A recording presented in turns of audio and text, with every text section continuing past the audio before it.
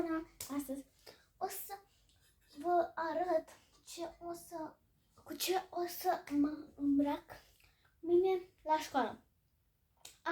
Și astăzi la dans, pentru că merg la dans, dar nici n-am crezut.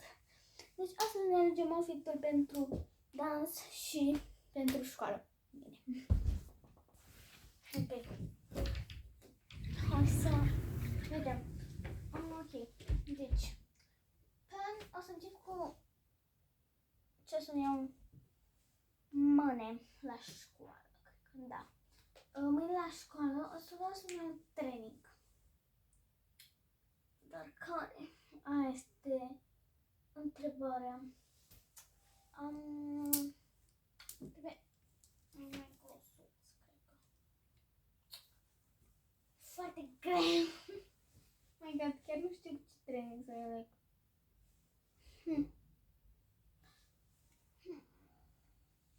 Oare ăsta? Cred că o să-l aleg pe ăsta. Da, am și pantaloni tot aici. Asta este de la Zara. Foarte fain. Asta am avut o perioadă în care îl purtam efectiv numai pe ăsta.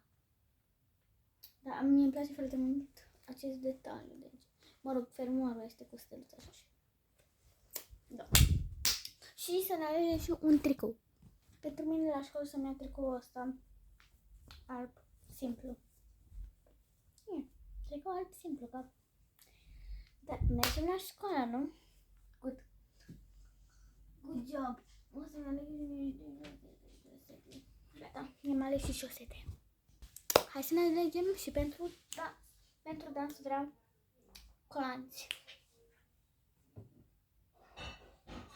Nu ăștia. Nu ăștia. Ci... Nu ăștia. Sau este. Nu. Oare ăștia? Așa arată. Au un material din asta așa de croșetare, nu știu dacă se vede. Ăștia clar nu iau, dar vedem la ăștia. Nu-mi plac. Cred că am găsit unii. Dar nu. Sunt prea groși ăștia. Erau foarte drăguți așa, gen vedeți, cu steluțe, dar sunt prea groși și să mor de cal la dans cu ei. Păi, deci nu găsesc nu găsesc colanți, ok? We have the vision. Ăștia. În sfârșit, mi-am ales. Știu că părea foarte simplu, că erau efectiv la fel negri, dar nu e chiar așa simplu. Băieții sunt sigură că nu sunt sigură, dar fetele cred că vor înțelege ce atât de greu să ne alegem astea. Acum trebuie să-mi aleg și un tricou și un hanorac. La tricou o să fie mult mai simplu. Asta primul. La tricou e super simplu. Asta. Ia. Și acum hanoracul.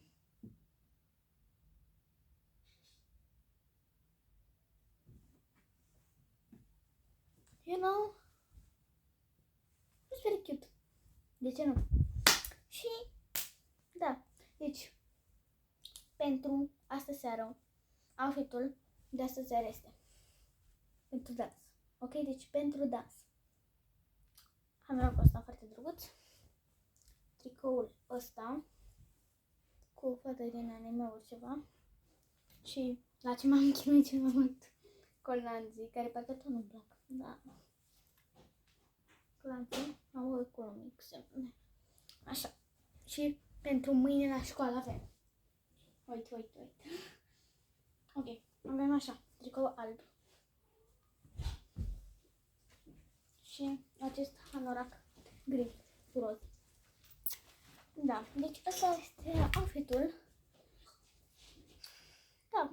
Și poate mâine o să-mi pun și niște colere. Nu, că mâine am sport. Da. Astea au fost outfit-urile. Bye!